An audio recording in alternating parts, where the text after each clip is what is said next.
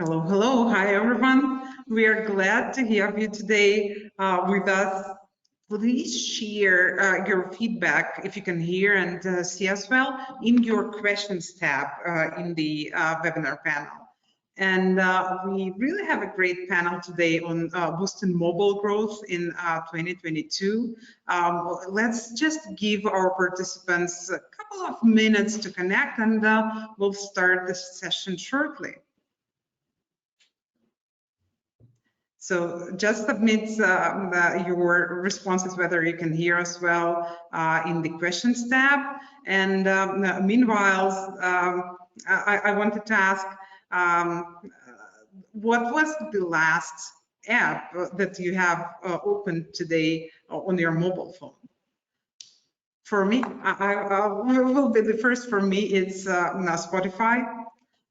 Listening to the music while driving is the best. What about you guys? I haven't even used my phone yet this morning. It's 9 a.m. in Texas, and so I just worked out and took a shower and jumped on this presentation. So cool. Good that before 9 a.m. you didn't even pick up your phone. That's very cool. Nielsen, what about you? Yeah, it's 4 p.m. in Berlin, in Germany. It's very hot today as well, I have to add. Mine is a bit boring. It was actually the app of the Deutsche Bahn, which is the railway company here, because I had to buy a train ticket. Gosh, that's important. I hope you don't make my mistakes. I booked the flight. I was supposed to book it on my birthday, which is June 30, but I booked it for June 29th. And then, no, I cannot go. I have commitments at work, so I had to change it yesterday. Hopefully, yeah, you won't make that mistake, though. And Matt. Yeah, thank you, Olga. Like for me, it's 10 p.m. here in Singapore, and it's also quite hot here, but I don't think it's the heat wave from Germany that's right here, because it's quite standard. And yeah, the last app I opened was Slack, because it was the place where you messaged me with the question when I'm joining the webinar. So. Well, that's reasonable, and that's fair.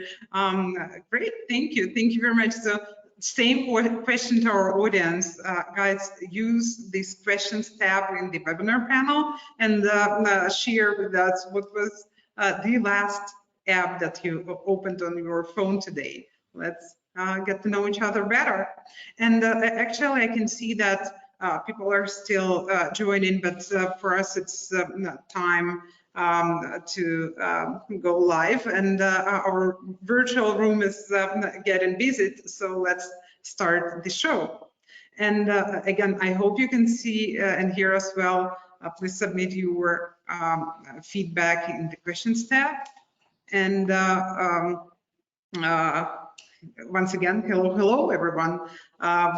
We are happy to have you here at the SplitMetrics App Growth panel.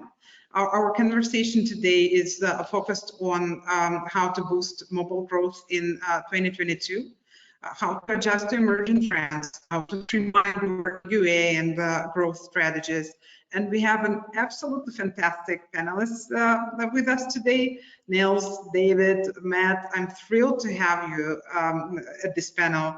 And this is the ideal group of experts to speak about app growth in the most comprehensive way, you know, covering different aspects of it, from the most burning questions, from attribution to scaling ad revenue, to scaling user acquisition, and to retention of users.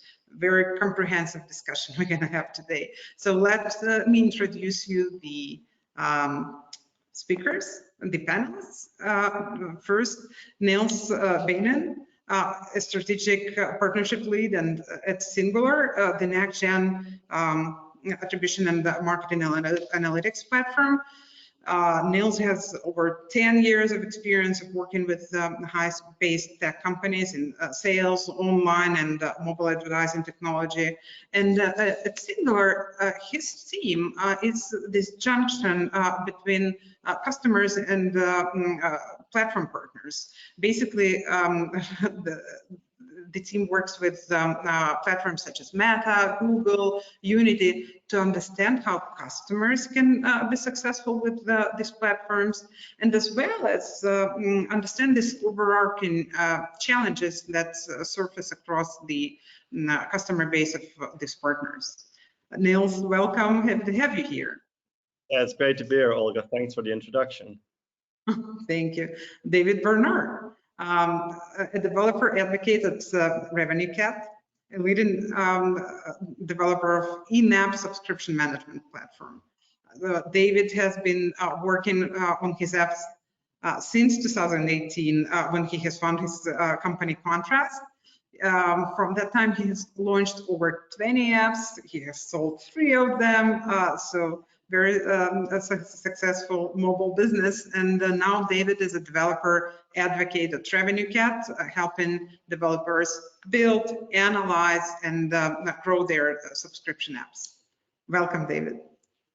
Thanks. Looking forward to chatting today. Thank you. Matt. Matt is an account executive at SplitMetrics, a global company helping mobile-first businesses grow faster and easier. And with years of experience, Matt is our panel's core Apple Search Ads expert.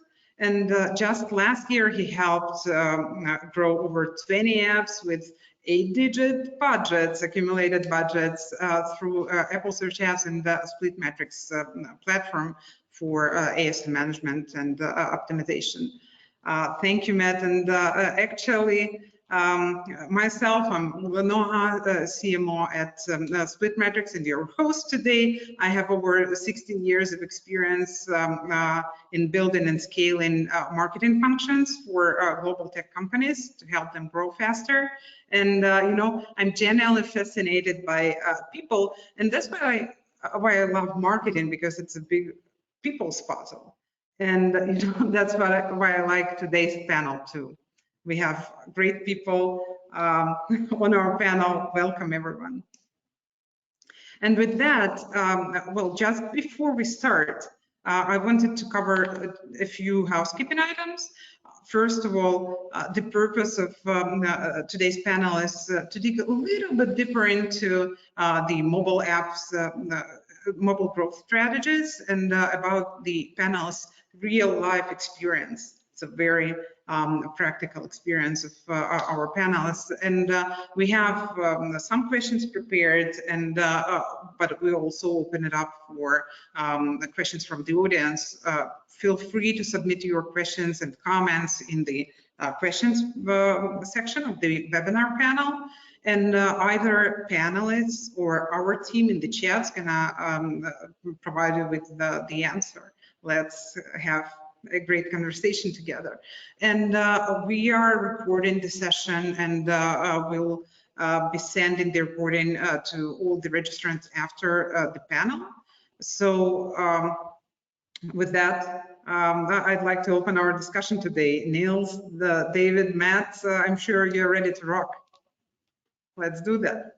And you know, as I said, our app growth panel is focused on all the aspects of app growth. And as a marketeer, I know it's close to impossible to build the effective growth engine without the right data in place.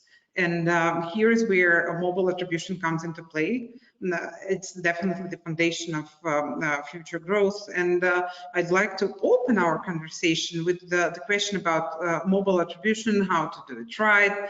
And it's hard to find a bigger expert in this topic than Niels with us today. So my first question goes to you, Niels.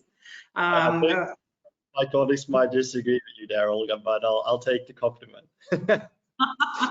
Well, actually, based on your experience, what are the biggest challenges mobile-first companies face with attribution? What are your tips and tricks to handle them? Yeah, absolutely. I think if you look at what is the biggest challenge, it's really changes in user privacy, right?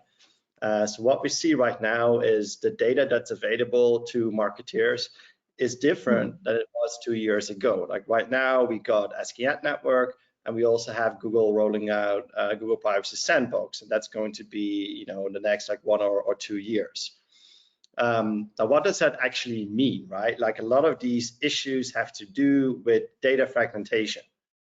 Think about, what you want to see as a marketeer. You just said it yourself, like you want to see, hey, on which platforms am I spending money? What channels are working for me? You add creatives to those platforms as well. You put money on keywords. There's so many things that come together, and still you want to have that overview, what is working and what is not. And as an example, look at a casual game. You want to launch campaigns in 15 different countries, 10 different platforms. You want to swap your creators every now and again. How can you actually tell if your boss comes to see you as a UA manager? How are we performing in France? How is search doing? How is this creative doing? And what is the ROI there? Now, for you to give an answer to that, you need to have a combination of upper funnel cost data and lower funnel attribution data. And that is where a company like Singular comes into play. We give you that. We can pull it and we have it in a report, and with one click, you can see, hey, how are these dimensions doing for me, yes or no? Now, that was really quite complicated when we had deterministic attribution, like when we had an IDFA, right? But Apple threw a spanner in the wheel there about 2 years ago and actually took away quite a lot of the data that we were relying on for measurement, but also to do our optimizations. Now, what that means and what the challenge is, to come back to your question, is we got a completely new data set that we also need to make sense of if we want to do the measurement and if we want to do the optimizations here. And yesterday we did a webinar with one of our customers, Rovio, and we asked the crowd, are you right now happy with the performance of your SKAdNetwork campaigns, or like, are you comfortable with that setup? But only 8% said yes. And that really shows you what like that gap in the market is. How we in German say Luft nach oben, like room to improve, right? Now, there's like two bits of good news here. Like on the one hand, if you look at what MMPs are doing, and especially Singular, because of course, when the ADT framework was announced, we worked very closely with Apple for a product suite that is really giving the insights that marketeers need. And we recently also launched advanced analytics that also closes some of the gaps in the reporting, which means that the data now is very accurate. And Rovio gave a couple of tips in that webinar that people can watch back. So that's like the first piece of good news. And what we also saw that if you look at the updates to SKAdNetwork 4.0, is that there is some more granularity that publishers and networks can pass back that will help you make more sense of your campaigns and optimize. So there is things that are moving in the right direction. There are solutions to make sense of your scan data, but the fragmentation that is inherent to the job of a marketeer, performance marketeer, that is going to stay. Thank you very much. That's very insightful. And what about you mentioned, right, SKAdNetwork? So what about some most recent updates, Niels? This month at the Worldwide Developers Conference, Apple has rolled updates to iOS 16, and those were for both users and businesses. One of them was SKAdNetwork 4.0, and we've got a glimpse on that, and it looks like it's going to maintain the balance between user privacy and the advertisers' awareness of campaign effectiveness, right? So how does it right now impact performance marketing, and what can you do if IDA is not available? What options do you even have, and how does it impact how we buy users, how we sell impressions? What is your take on that? I think first and foremost is, what can we do when IDFA is not available? And I do want to make a point here on fingerprinting. Fingerprinting is still widely practiced across our industry, but I do want to put out a word of caution here. If you look at the presentation of the WWDC that Apple did on the updates on SKAdNetwork 4.0, they stated very clearly that fingerprinting is in most cases where it is practiced right now, it's actually not allowed. Now, you can go into like an hour-long, oracle about, when is allowed, when is not allowed. I'm actually going to refer the audience here to a blog post by Eric Seufert, which is actually called Apple to Tech, Fingerprinting is Never Allowed. And I really would urge everyone to read it. And why? Because what you see right now is that it is in essence distracting from making your scan campaigns work. And that is where the industry is moving to. It is becoming more privacy centric. So it is essential for marketeers to make sure that their campaigns are going to be performing the way that they want to. So that is like on fingerprinting. On targeting users, yeah, you can't target users anymore based on an IDFA if you don't have an opt-in. So that's like a massive a difference here. But still, there's many options available how you can run your UA campaigns, and I think we'll probably go into that like a bit deeper later on in the webinar.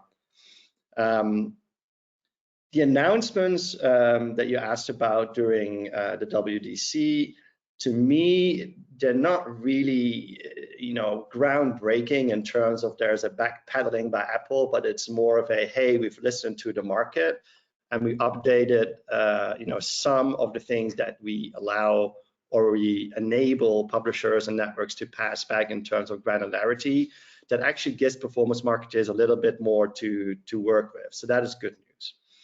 And then lastly, so if you set out to run iOS campaigns, the very first question that you want to ask yourself is, hey, what conversion model am I going to be using? And if you have a game, for example, that has IAP and ad revenue as source of monetization, then you want to go for a revenue model that does exactly that. But if you have a subscription app, for example, you're going to be looking at a funnel conversion model, for example. Now, at Singular, we support 7. This is the most of any MMP in market. But it's very important that you closely consider what you're going for, because this can really make or break and be detrimental to the success of your campaign as well. And like, everyone can reach out to me on LinkedIn if you guys want to talk about what's best for your app. That's a free conversation to be had. And then lastly, you have to be aware that inherently, because of the way that SKAdNetwork works, is that part of the data that you receive is going to be censored, and it's roughly about 20%, give or take. So you need to have a solution in place that also models that missing data, right? That is in a nutshell. That's true. That's true. David, Matt, do you want to add something to this topic? Well, I actually have a question, because I get asked this all the time, and so I'll put Niels on the spot. At what level of spend do you think Singular starts to be productive for a developer? Like, I talk to smaller developers, they're just ramping up with App Store search ads, which we'll talk about in a little bit. They're spending $5,000-$10,000 a month, and they want to start growing. At what point do you think Singular makes sense? And part of the frustration in all this, I mean, I think Apple did do the right thing in the long run for privacy, as far as getting rid of the IDFA, because it caused so many problems and there was so much privacy violation going on.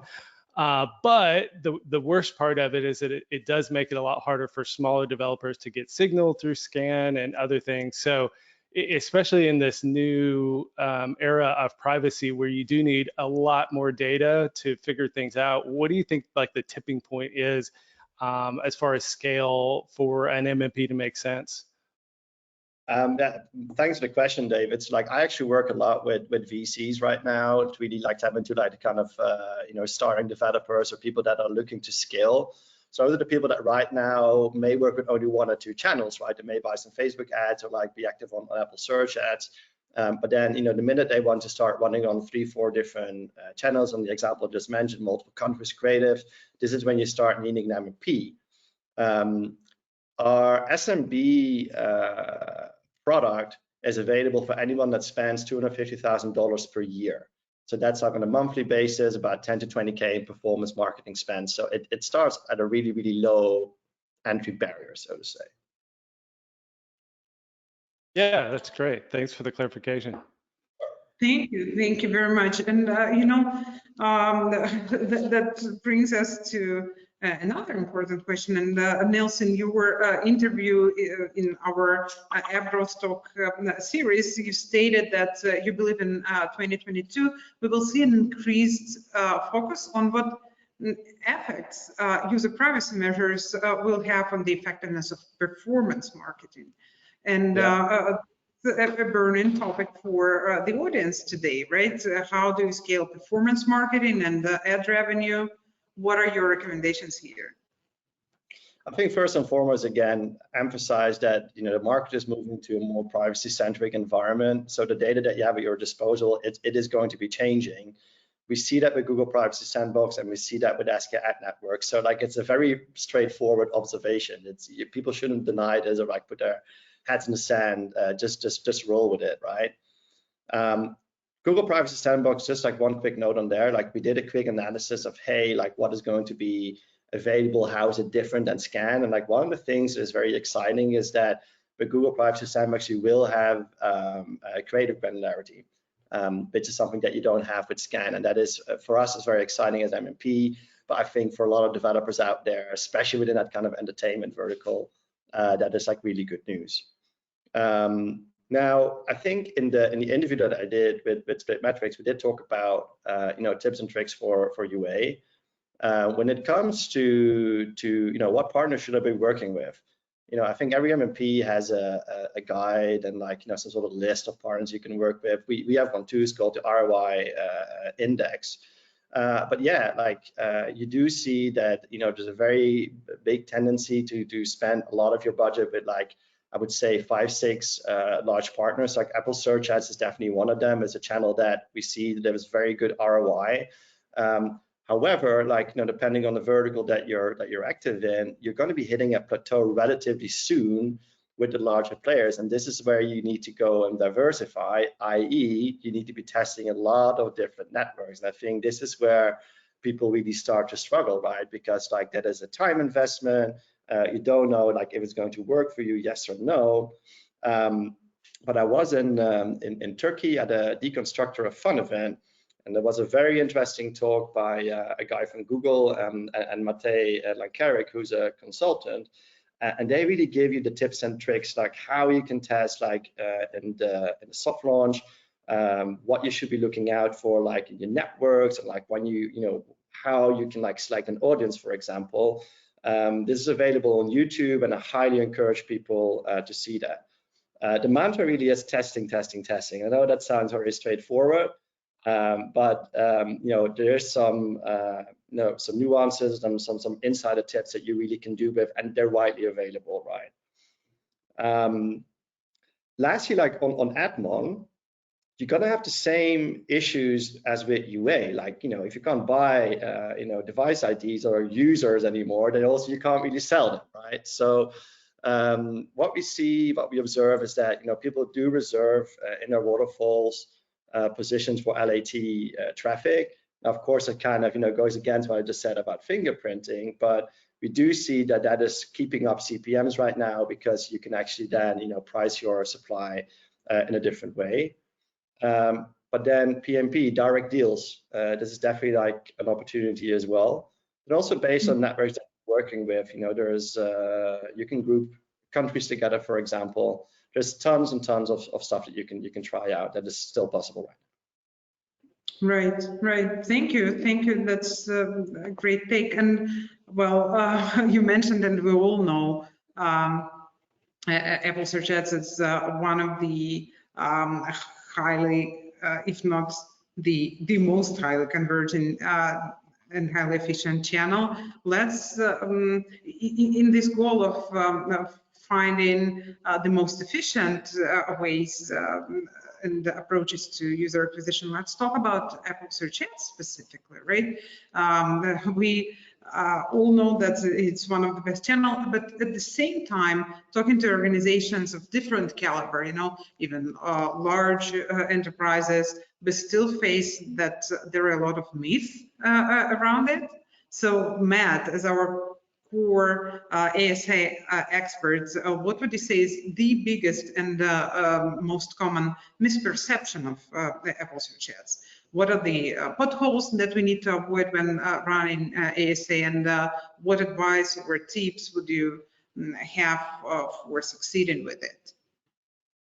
Thank you very much, Olga, and thank you, Niels, for the introduction about the scan and everything. We all know, like, the changes that happen is that basically, all the installs and especially the conversions became much more expensive in the other ad networks.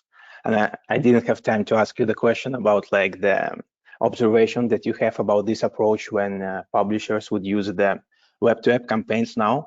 Like, for example, in Facebook, some of our client publishers would say that they see the better result with the web-to-app campaign in Facebook than using the AAA campaigns right now, because you can actually properly track them and optimize them respectively. And what we do in SplitMetrics Acquire is help to automate Apple search ads and optimize and scale it. So I would say the biggest misconception and the myth would be that it's hard to scale.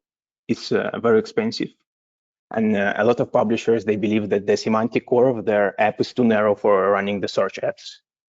But in reality, Apple shares the data that 2/3 of installs, it comes from Apple Search. AppsFlyer shares that Apple Search is the #1 for retention. So you wouldn't really compare like CPI as apple to apple in terms of like the different ad channels. And the branch, they also share that iOS paid install share of Apple Search Ads is #1 as well. So we see it as the really good potential for scale.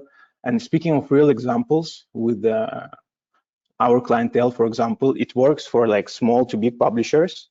And after using the service that we provide in the platform, the example can be like the publisher with a 12K monthly budget. They realized they were able to get the same with a 5K budget in terms of like the installs and the volume. The other one is the public story from Skidos that scaled their efforts from like 31K to 73K in 2 months. So it's like 2.5 times. But there are like more massive stories. For example, the multi-app publisher with a 1 million ad budget per month. After they came to us, they managed to scale to 5 million in a month, even though they were with Apple Search Ads from like the day one. And they really saw themselves as like the experts. What we realize is expertise is very scarce. So some myth about like that we know everything, I think is very, very common as well. Oh, thank you for sharing that, Matt. And what would be your one piece of practical advice you would give to someone scaling or just starting out Apple Search Ads? I actually have 5. And those are based on the mistakes that we see advertisers do. And #1 would be use the age and gender targeting. And Apple shares, I see that Lina also shares the video from Apple, where they show that the campaigns with the targeting and without the targeting show the difference of like the 72.1% conversion and 62.1 and 62.5 conversion. So by applying the targeting with age and gender, you don't really have that much incrementality, 0.4%. At the same time, you can only access 22% audience when you do the targeting. So speaking of Apple Search Ads, is the relevancy is not about like targeting like user acquisition manager used to think in terms of different other channels. But it's more about the relevancy of the keywords that you use. So, and the observation is crazy because we can see the apps like very, very gender specific one, for example, related to ovulation and pregnancy. After they remove the targeting for the females, they see the improvement like in the volumes without the damage to the CPIs and the relevancy and the conversion. So it's really potent, and it's like the approach that every publisher can try is remove the targeting. The second problem and the mistake that we see is having the spend through the broad keywords. Speaking of Apple Search Ads, broad match is a really broad. So yeah, I think Niels and David wouldn't let me lie that you couldn't just optimize it. Yeah, when you're working with a bid based on the keyword, and you want to see like the full funnel, you want to see the in-apps that you are getting. With a broad keyword, there is no opportunity to optimize, so you need to transfer the search term in the exact match. And yeah, the third one would be making conclusions about Apple search ads based on one geo. So the US can be very competitive. And then we see some publishers with like the 6-digit monthly budgets that don't even enter the US. It's just the market is overheated. And then I speak to the publishers that try the US, they see that the cost per conversion is very high. They don't use the opportunity of the channel. And the example that we have is like the Flow Key, who realized they didn't even need the localization. They tried the Apple ads with the English search terms in Asia, and they managed to scale 900% in the Asian storefronts without like changing the language of the app. Number 4 will be believing in the optimal bid. So it's like a publisher would try running the keyword with a $4 bid and realize the CPI is too expensive. Say, okay, this keyword is too expensive for us. In reality, you need to optimize it. So one of my clients in the shopping category, they tried the keyword of the competitor, and it gave them a cost per purchase $50 with a $3-4 bid, and they paused it. And then we tried to optimize the bid, and then gradually decreasing it. We went down to like $2, and they started receiving the first purchases for like $12, $17 for the same search term. So instead of saying no to the search term, you can optimize this exact key, and yes, you will get less volume for it, but with a big number of keywords, it just helps you scale. Yeah, and the last one will be like with the structure and the execution mistakes that the publisher do. For example, they don't add the negative keywords properly. It causes like internal competition with not the internal competition, but there is no statistical transparency this way. And then being afraid to experiment as well. Like some search terms, they really seem relevant. But then as soon as Apple let you slide through with the relevancy, sometimes you see like the low competition and really great result for the keyword that you wouldn't even expect will be like this. So I would say that every success for our client, it starts with a personalized Apple Search Ads audit that we provide on the non-commitment basis. That's great. This is the entire set of your top 5 tips. Thank you very much, Matt. And another helpful tip would be definitely on the measurement side, right? And we've got a quick question from one of our prospects running Apple Search Ads, who's seeking the best way to measure them in their subscription apps. David, I know that you're about to introduce an update that helps with that.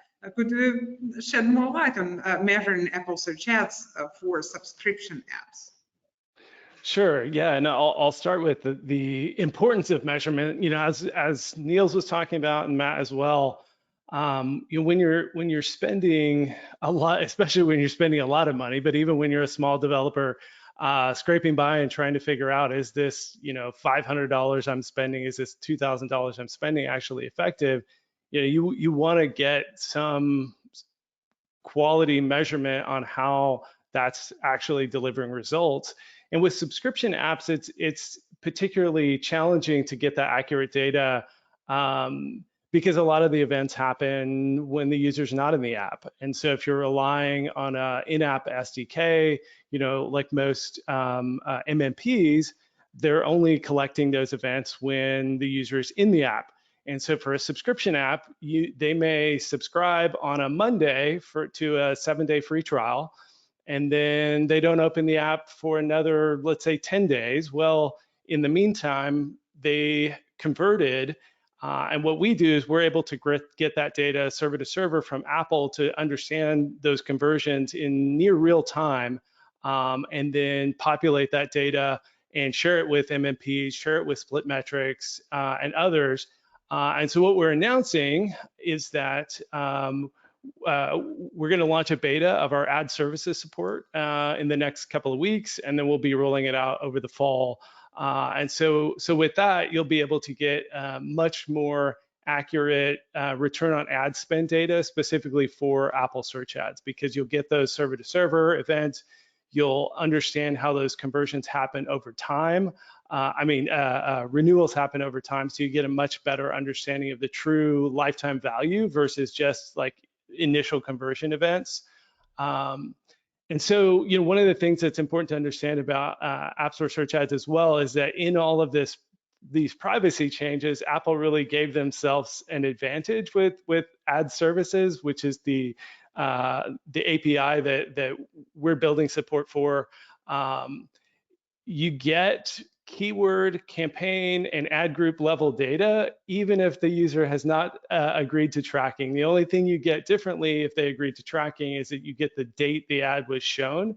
And so with that level of detail on every single conversion that happens from App Store search ads, you're going to be able to do much more sophisticated analysis of what keywords are the most profitable. And again, not just most profitable in the next 7 days or whatever, or how many convert to their initial subscription, but how many of those monthly subscriptions continue renewing? Like, what is the true estimated LTV of these individual keywords and ad groups and campaigns that you're running?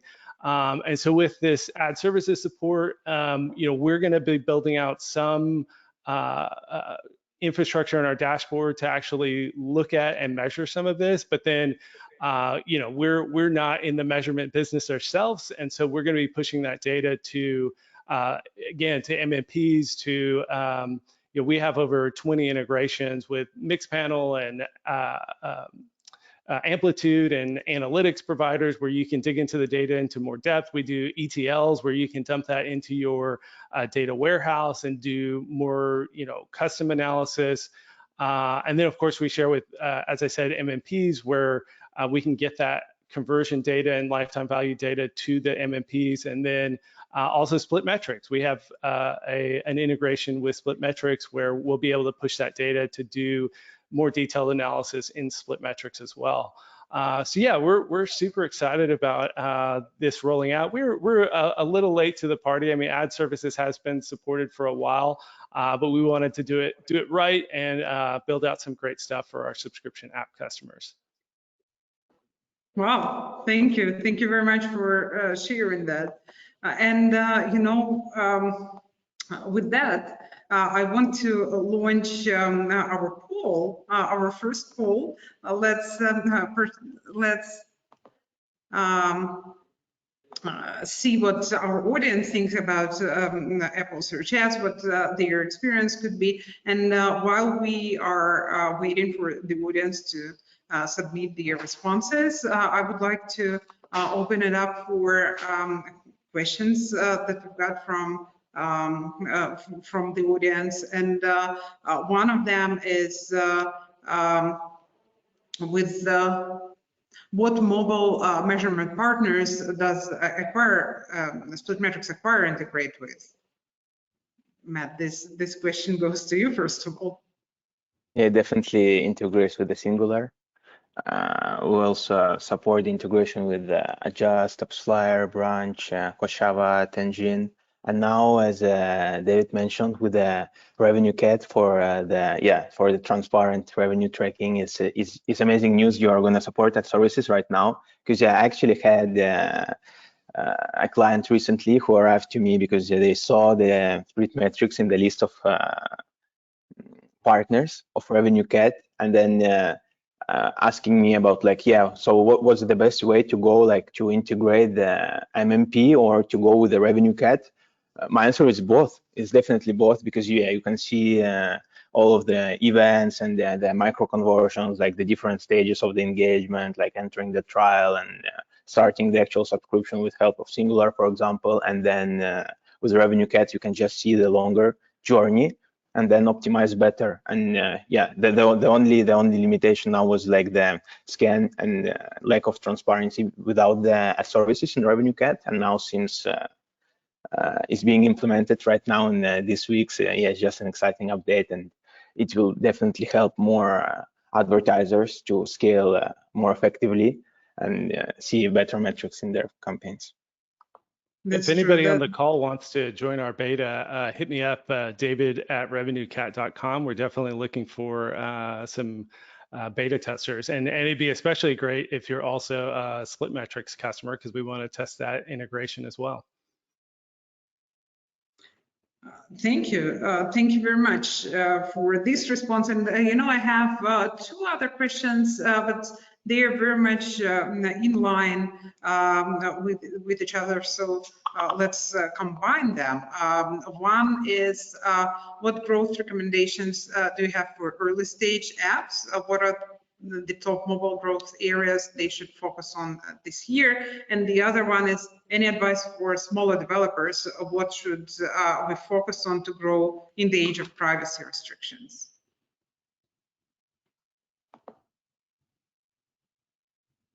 I can take that one. I mean, the topic at hand, Apple Search Ads, is honestly what I recommend smaller developers get started with.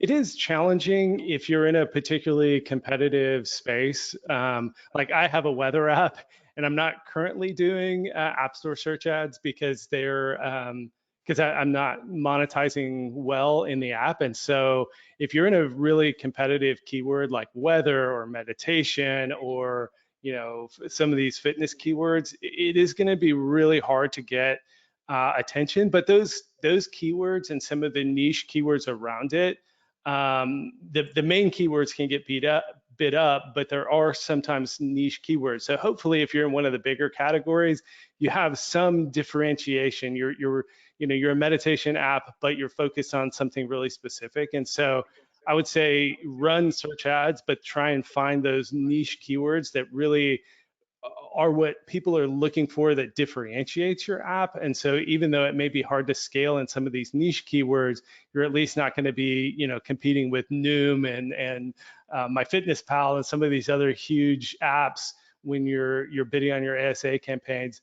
So starting there, I think for paid is an important place to go. And then advice I always give to people who I do regular office hours, and I talk to developers who are just starting out and pre-launch all the way up to funded companies doing millions of dollars a month. and to all of them, I've been giving this advice more and more, is to try and get back to the basics of marketing and think about unique opportunities to reach the best potential users for your app. And a great example of this, I had the founder of the Greg app. It's a plant care app. I had him on the podcast. I run the Sub Club podcast. Many of you into subscription apps, we release bi-weekly episodes. And so on that podcast episode with Alex, the founder of Greg, he shared the story about their early marketing efforts, and they sat in a room and thought, like, who's our absolute best customer, and is there a unique place to reach them? And too many marketing teams, I think, don't sit down and have those conversations these days. It's like, oh, what ad network do we jump to? Do we do Facebook? Do we do TikTok? Do we work with influencers? And they don't kind of step back and do kind of the fundamentals of marketing, of who are we really trying to reach and what unique ways can we reach them. And so what they determined with the Greg app was that nurseries were the perfect place to reach their audience, because somebody was just buying a new plant and they wanted to grow that plant to be successful with it. And so they formed partnerships with a bunch of nurseries where they send out these postcards, which are super cheap to produce. So it's a very inexpensive thing other than the time investment of forming these partnerships. And the postcard had some, copy on it about, hey, want to be successful with your plant, don't let it die, or whatever, and had a QR code to download the Greg app. And it to this day continues delivering a ton of kind of a baseline of users to the app. So they do spend on Apple search ads. They're ramping up in other ad networks currently. I've been in contact with their head of marketing and have talked through some of what they're working on now. So they're doing all the things, but they have this baseline of downloads that they get for essentially free because they went back to the basics and looked for, you know, where can we reach our users? And it ended up being a win-win for nurseries because they want their customers to be successful with their plants so that they don't get returned, so that they come back and buy more. And so, you know, I think a lot of apps need to kind of take that step back and go back to the basics of marketing of, you know, who are we really trying to reach and how can we uniquely reach them and build some of that foundation, whether it's organic, whether it's partnerships, whether it's, you know, SEO, you know, writing blog posts, find that kind of unique, even if it's not super scalable, that unique channel to get free and cheap installs, and then build on top of that with your paid marketing. Thank you very much, David. That's very helpful and available. And I saw that we've got a new panelist. I don't know where he disappeared, but A co-worker when I'm working from home. Yeah, Right. let me share the results of the poll. So we can see that basically there are not that many people in the audience who hasn't tried Apple Search Ads yet. From those who tried, it's almost the same amount, a little larger amount on the end of trying it but not managing to scale it, and that's confirmed the importance of our today's topics and tips and myths around it, because those who have it as a top performing channel probably have already dispelled those myths, right? And definitely, I'm happy that those who haven't joined today's panel. And we are going to move forward with a special request from our audience. I've got this question multiple times and decided we need to talk about it today for sure. It's custom product pages, a relatively new feature Apple introduced, but still, why would you say this topic is so important right now to the audience? Matt, what is your take on that? And thank you very much, Olga. I mean, relatively new. CPP were released just before the new year, so it's already some time passed. But why we're taking some time to discuss it right now is because we already have enough data to summarize that it's really effective. And then I've heard our marketing team is coming up with a playbook about the best practices on how to use it quite soon. And then in terms of like the effectiveness, the data we have from Apple is that those who use the CPP see 18% increase of TTR on average. But then there are some other particular examples, like with the puzzle page app, when the smart use of the CPP helped to increase the TTR by 134%, and also increase the tap to install by 41%, which is a multiplier effect at the end that for us, we have like the full funnel here. We're considering the MMP usage, and then the successful use case of the CPP. I think it would start with at least 20% optimization for like the end of funnel event, the in-app event, or the revenue generating event. And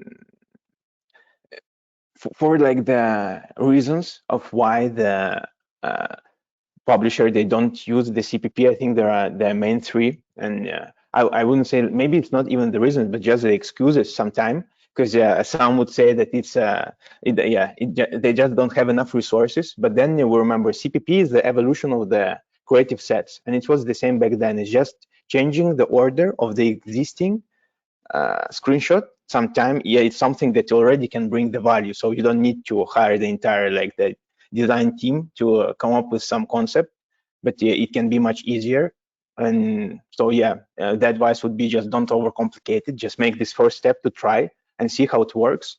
And then the other very, very common excuse is about not having an ideas. Like, of course, it's obvious when you have like the multi-purpose app, like the travel app that allows you to book the hotel and book the flight ticket.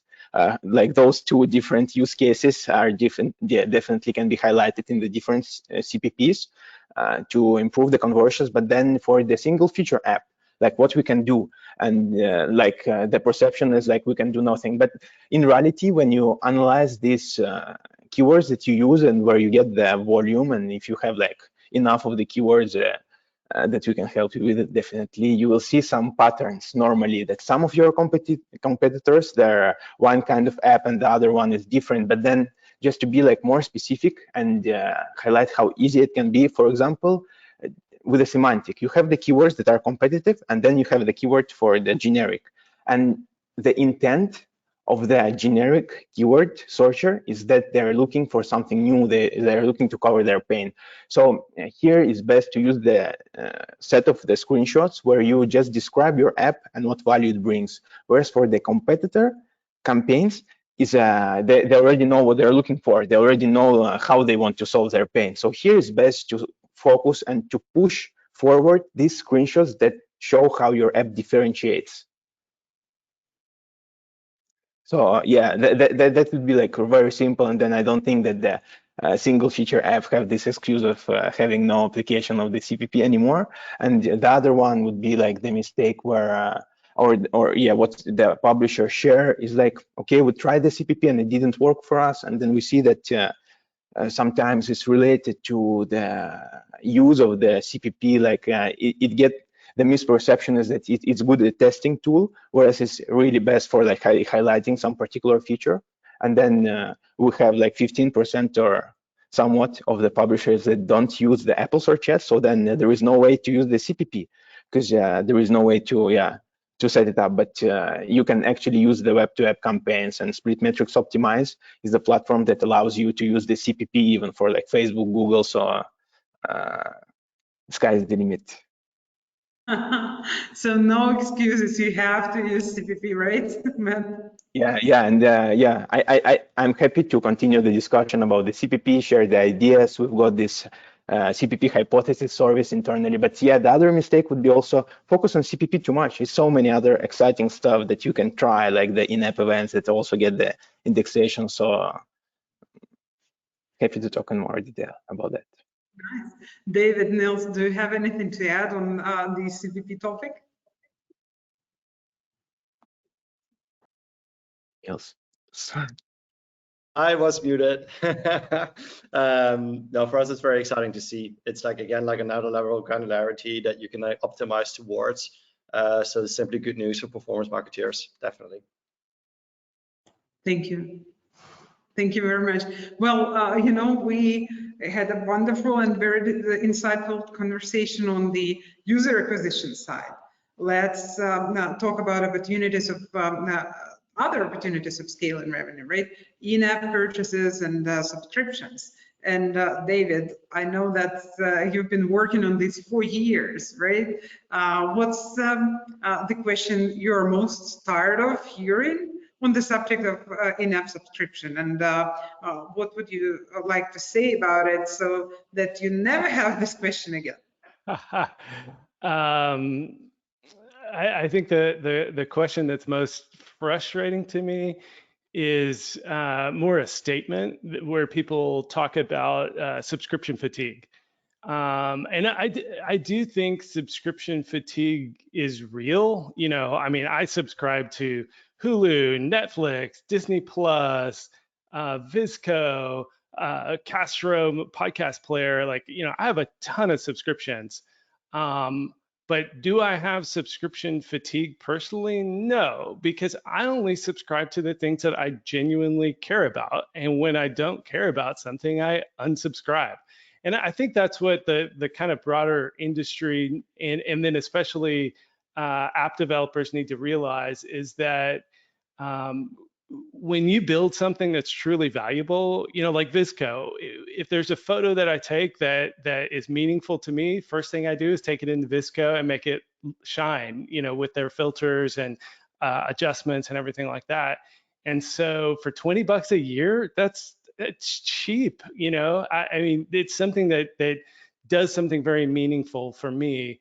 And so I think what people need to focus on more than subscription fatigue is creating things that people genuinely care about. You know, I mean, for example, like Starbucks, it's always this thing like, oh, well, you know, if you can't pay, it used to be a thing early in the App Store, like, you know, people will pay $5 for a cup of coffee, but they won't pay $1 for an app and complain about the cost of an app. Well, what Starbucks did was they did something valuable. They created a consistent experience and took your 99-cent cup of coffee and started charging you $5 for it.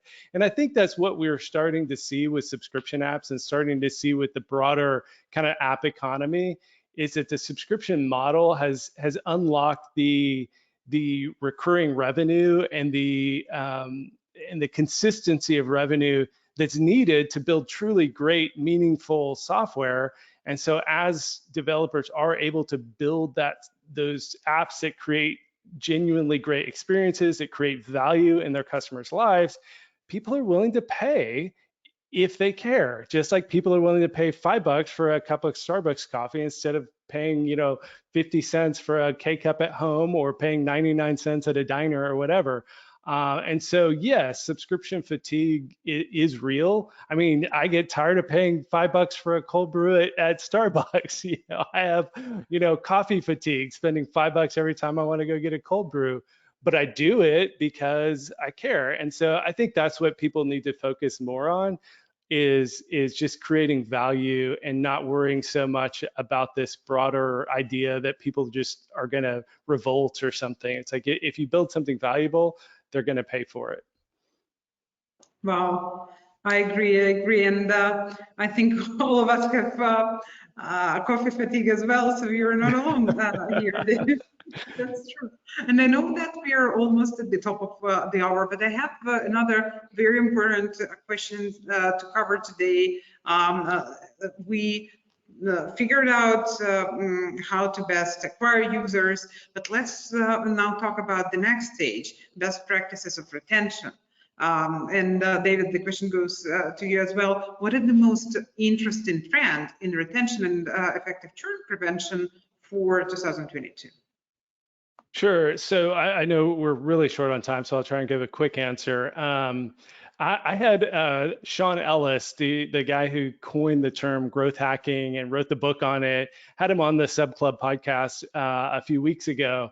And he shared a retention strategy that just blew my mind. And it's just not something you hear discussed in retention strategies. And so since we're short on time, I mean, we could do 2 webinars just on retention and talk about all the different kinds of retention and everything like that. But I'll share this one nugget that I think is super insightful, is that one of the things that's important to focus on with your retention campaigns is getting the customers to experience the things that are important about your app and that drive retention. So that starts with really understanding your app, talking to users, doing surveys, having analytics in place. And you want to understand the things that drive retention in your app. If there's a specific engagement, like my weather app, we're launching new widgets. And my hypothesis is, and I'm going to need to test this, is that people who install the widget are going to be much more sticky to the app because it's going to be on their home screen. They're going to be accustomed to getting their weather from that widget. And so if that hypothesis is correct, one of the most important things I can do for user retention is to get people to put that widget onto their home screen. So when I send a retention push, it's not just, hey, remember us, we're your weather app or whatever. I mean, so many of the retention things I see in email and in push notifications from other apps are it comes across like, hey, remember us. But that's not what you want to do with your retention campaigns. You want to remind them of the value and get them engaged in those things that are going to keep them retained. And so with the widget example, you know, our retention campaigns will be around activating, getting them to to install the widget and activating them in that experience. And so look for those experiences and then drive your retention campaigns around those experiences and actually delivering value versus just reminding them you exist. And then the win-back campaigns and discounts. I mean, there's a ton of other strategies to prevent revenue churn. But I think that focusing on that activation is just something so important that not a lot of people do these days.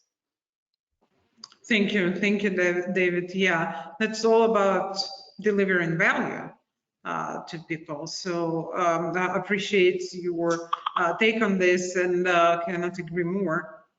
Guys, thank you very much for this great panel today, and I'm glad that we were able to discuss this very comprehensive approach to app growth from underlying data measurements to user acquisition to actual retention.